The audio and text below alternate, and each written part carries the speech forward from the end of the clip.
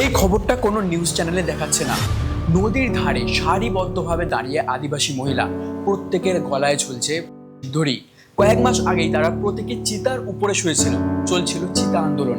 এই আদিবাসীদের বার্তা খুব স্পষ্ট, যে উন্নয়ন তাদের ঘর, জমি, জঙ্গল আর ভবিষ্যৎ কেড়ে নিতে চায়, সেই জীবনের চেয়ে ভালো। মধ্যপ্রদেশের ছত্তরপুর এবং পান্না জেলার আদিবাসী গ্রামের এই আন্দোলন জল, জমি, জঙ্গল, বাসস্থান রক্ষার লড়াই, অস্তিত্ব রক্ষার লড়াই। প্রজন্মের পর প্রজন্ম ধরে যাদের জীবন নদী, জঙ্গল এবং কৃষি জমিকে ঘিরে গড়ে উঠেছে, অথচ উন্নয়নের নতুন মানচিত্রে তাদের জন্য জায়গা ক্রমশ সংকুচিত হয়ে আসছে।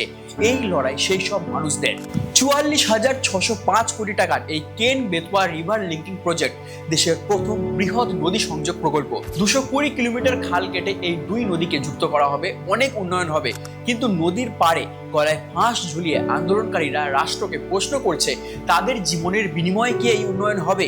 পুনর্বাসন এবং ক্ষতিপূরণের প্রতিশ্রুতি যে বাস্তবে পর্যাপ্ত নয়।